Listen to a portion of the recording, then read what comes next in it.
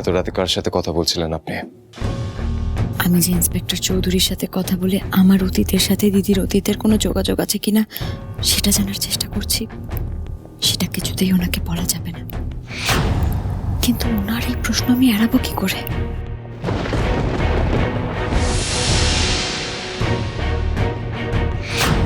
Mister Sen, আপনি আবার phone নেওয়ার চেষ্টা করছেন কেন? আমার ফোন আমি যার সাথে ইচ্ছা কথা বলতে পারি, আপনার কি? আমাদের মধ্যে কিন্তু একটা ডিল হয়েছে, আমরা কেউ কারোর উপর অধিকার ফলানোর চেষ্টা করব না। তাহলে হঠাৎ করে কি হল? আপনি আমার উপর অধিকার ফলানোর চেষ্টা কেন করছেন? আপনি এতটা ডেসপারেট হয়ে যাচ্ছেন যে আপনি আমার সাথে একই ঘরে থেকে লুকিয়ে লুকিয়ে আপনার বয়ফ্রেন্ডের সাথে ফোনে কথা বলছেন? মিস বৃষ্টিবাড়ি, কোনো ভদ্র পরিবারের বউ এভাবে রাত্রিবেলায় লুকিয়ে লুকিয়ে তার বয়ফ্রেন্ডের সাথে ফোনে কথা বলে না। আর আপনি বোধহয় ভুলে যাচ্ছেন, আমাদের কিন্তু একটা শর্ত হয়েছিল, সেখানে আপনি আমার স্ত্রী। আমাদের বিয়ের মেয়াদ এখনো শেষ হয়নি। হ্যাঁ, বাড়ির কেউ যদি শুনে নেয় যে আপনি লুকিয়ে লুকিয়ে আপনার বয়ফ্রেন্ডের সাথে রাত্রিবেলায় ফোনে কথা বলছিলেন, তাহলে তারা কি ভাববে একবার ভেবে দেখেছেন?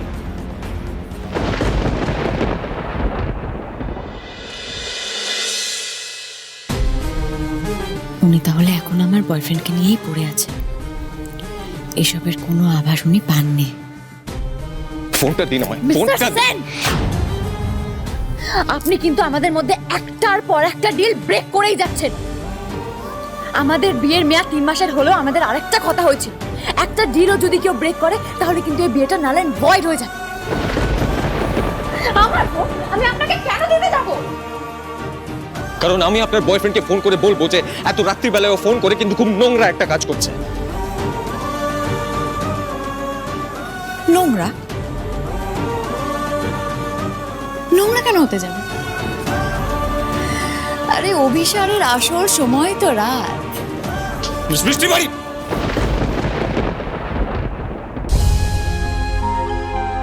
কারণে অকারণে আমাকে টাচ করা চলবে না।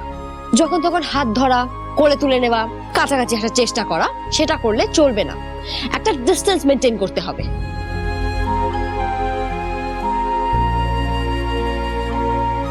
আপনি তো বলেছিলেন মিস্টার সেন, আমার বয়ফ্রেন্ডকে নিয়ে আপনার কোনো আসে যায় না, আপনার হিংসে হয় না। তাহলে কেন এত রাগ কেন হচ্ছে আপনার মিস্টার সেন? এত জেলাস কেন ফিল করছেন?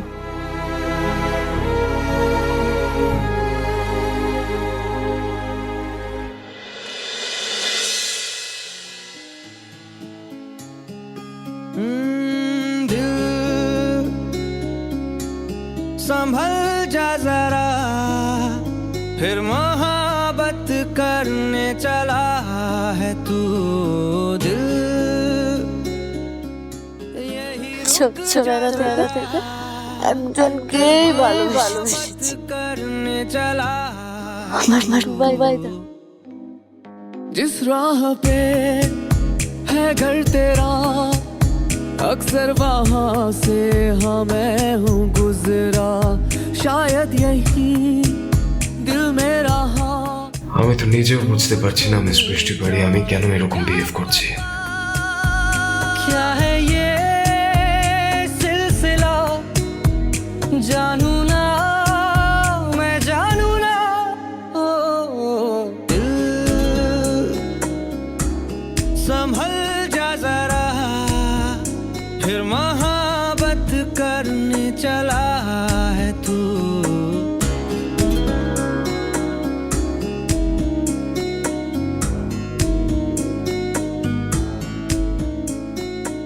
রুষা এই বাড়ির কেউ নয়, এই পরিবারের কেউ নয়।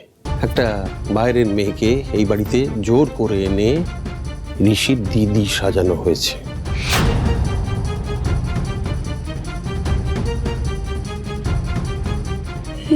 এগুলো কার শাড়ি দিদি? আমার মায়ের। এই গয়না দুটো একই দোকান থেকে বানানো ম্যাডাম। এ তো সাউথের খুব নামি দোকান, ভারতম জুয়েলার্স। পন্ডিচেরি?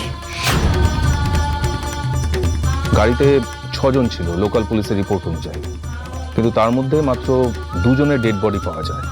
বাকি 4 জনের বডি পাওয়া যায়নি। মানে দিদির খোঁজ পেলে আমি রূপাই তার খোঁজ পাবো। পুলিশের কথা যদি সত্যি হয় তাহলে আমার রূপাই তো বেঁচে আছে।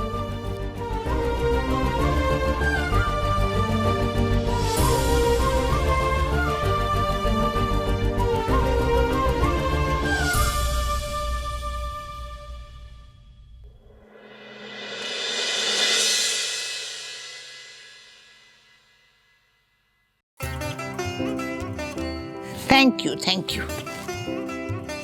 আমার মনটা না এখনো রিসর্টেই পড়ে আছে।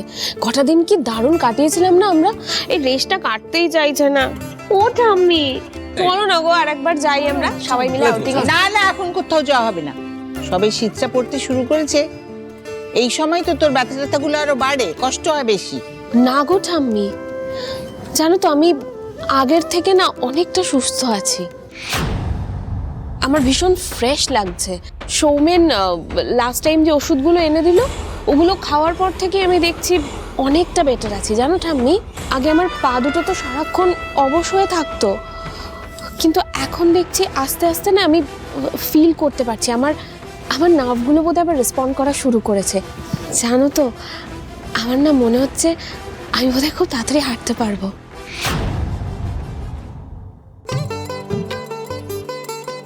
হ্যাঁ রুষা, আমি এবার সোমেনকে দেখছিলাম তো, ও তোর খুব সেবা যত্ন করেছে, ওকে আমি খেয়াল করছিলাম, সারাক্ষণ তোর সঙ্গে সঙ্গে ছিল, আমি দেখেছি। সেই জন্যই তো সৌমেনদাকে বারবার এদিক ওদিক না ঘুরে দিদির কাছে থাকতে বলেছি ঠাম্মি।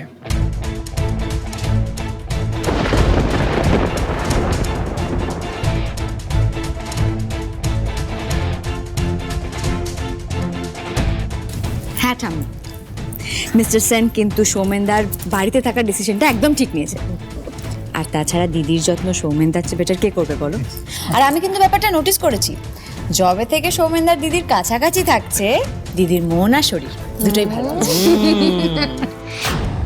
আমি তো ওই আগের ওষুধগুলোই দিচ্ছি রুষাকে, তাতে ওর অসুস্থ হবার কথা। রুষা হঠাৎ করে সুস্থ হয়ে যাচ্ছে কেন?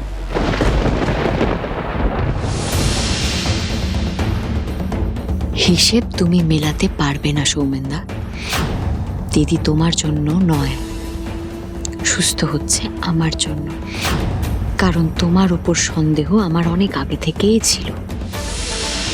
আমার মনে হতো তুমি চাও না দিদি সুস্থ হোক, তাই দিদির ওষুধের স্যাম্পল বের করে নিয়ে গিয়ে বৃষ্টি বাড়ির ডাক্তারের থেকে আমি চেক করিয়েছিলাম। ওখানকার ডাক্তার আমাকে জানিয়েছে যে ওষুধ দিদি খেত তাতে দিদি আরো অসুস্থ হচ্ছে, আর যে ওষুধ খেয়ে দিদি সুস্থ হচ্ছে সেগুলো নর্মাল ভিটামিনের ওষুধ। আমি বৃষ্টিবাড়ি থেকে ফিরে এসে তোমার দেওয়া দিদির সব ওষুধ পাল্টে দিয়েছি, এটা তারই রেজাল্ট। দিদি বলছি, তোমার যতই ভালো লাগুক না কেন, আজ তোমাকে ডক্টরের কাছে যেতেই হবে। Doctor Bose is in town, আজ রুটিন চেকআপটা করাতেই হবে দিদি। কিন্তু এরকম আড্ডা ছেড়ে এখন আমাকে ডক্টরের কাছে যেতে হবে ঋষি, ইচ্ছা করে বলতো? সৌমেনদা, তুমি নিয়ে যাবে তো দিদিকে ডক্টরের কাছে? হ্যাঁ, রুষা চাইলে নিশ্চয়ই নিয়ে যাবো। আসলে আমি তো কখনো যাইনি। সেই তুমি কেন যাবে? তুমি তো প্রেসক্রিপশন দেখে ভুল ওষুধ খাওয়ানোর কাজটা করো। তোমার সব চাল আমি ধরে ফেলেছি সৌমেনদা, সময় মতো প্রমাণ সহ সব খুলে দেব। দিদি তুমি একদম চিন্তা করো না, আমি তোমায় নিয়ে যাব। Good idea. না না, আপনি যাবেন না সৌমেনদা। প্রত্যেকবারের মতো দিদিকে আমি নিয়ে যাব ডক্টরের কাছে। ঋষি, তুমি নিজে রুষাকে নিয়ে ডক্টরের কাছে যাও বলে কোনোদিন কেউ আমাকে সন্দেহ করবে না যে আমি ওষুধগুলো বদলে দিই। এটা কোনো পিকনিক নয়, তুমি ডক্টরের কাছে যাচ্ছ, ওখানে আননেসেসারিলি ভিড় বাড়িয়ে কোনো লাভ নেই। আমি তোমায় নিয়ে যাবো। সৌমি, দিদিকে রেডি কর, যা।